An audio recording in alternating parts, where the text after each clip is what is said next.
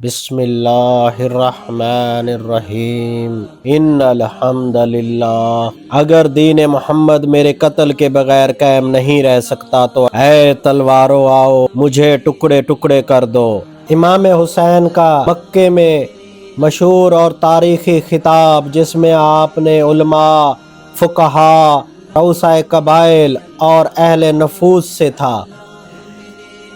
بسم اللہ الرحمن الرحیم، تمام تعریفیں اللہ کے لیے ہیں، ہم اسی کی حمد کرتے ہیں، اسی سے مدد چاہتے ہیں، اسی سے مغفرت طلب کرتے ہیں، اسی پر ایمان رکھتے ہیں اور اسی پر بھروسہ کرتے ہیں۔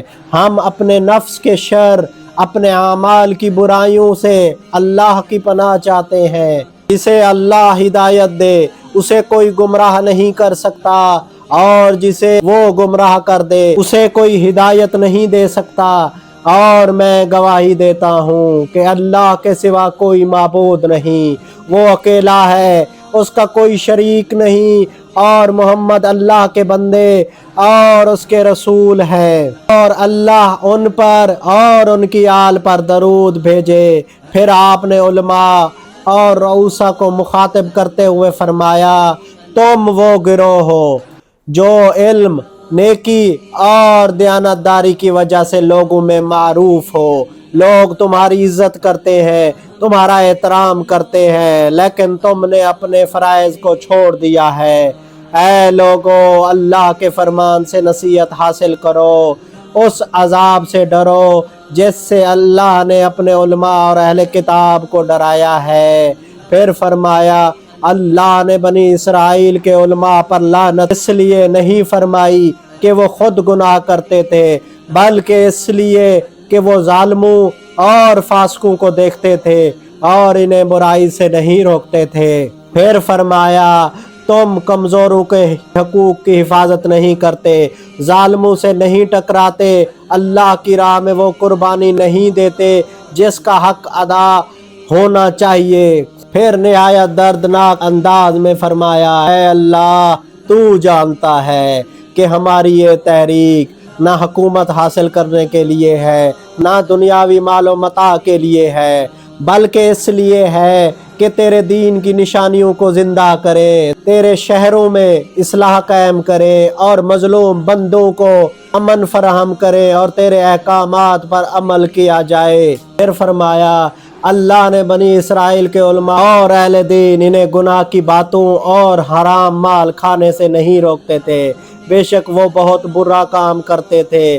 پھر فرمایا، بنی اسرائیل کے کافروں پر داؤد اور عیسیٰ ابن مریم کی زبان سے لعنت کی گئی ہے، کیونکہ وہ ایک دوسرے کو برے کام سے نہیں روکتے تھے۔ پھر امام حسین نے فرمایا، اللہ نے ان لوگوں پر اس لیے عذاب نازل فرمایا کہ وہ ظالم کو ظلم کرتے ہوئے دیکھتے تھے، فاسقوں کو فساد برپا کرتے ہوئے دیکھتے تھے، لیکن دنیا کی محبت اور اپنے مفادات کی خاطر انہیں منع نہیں کرتے تھے۔ پھر آپ نے علماء اور رؤسا سے فرمایا، اور تم وہ جماعت ہو اور خیر خواہی کے سبب پہچانی جاتی ہو، لوگ تمہارا احترام کرتے ہیں، تم سے ڈرتے ہیں، لیکن تم نے اللہ کے بہت سے حقوق ضائع کر دیے۔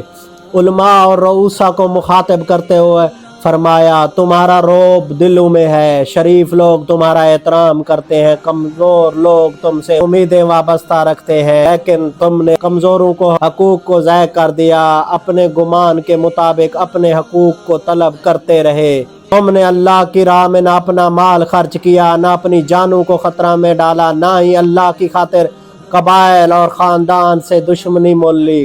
اس کے باوجود تم اللہ سے جنت، انبیاء کی ہمسائی اور عذاب سے نجات کی امید رکھتے ہو۔ پھر فرمایا، اگر تم ہماری مدد نہ کرو گے، انصاف کا ساتھ نہ دو گے، تو ظالم تم پر غالب آ جائے گا، اللہ کے نور کو بجھانے کے لیے پوری قوت استعمال کرے گا۔ اور آخر میں فرمایا، اللہ ہمارے لیے کافی ہے، اسی پر ہمارا بھروسہ ہے، اسی کی طرف ہم رجوع کرتے ہیں، اسی کی طرف لوٹ کر جانا ہے۔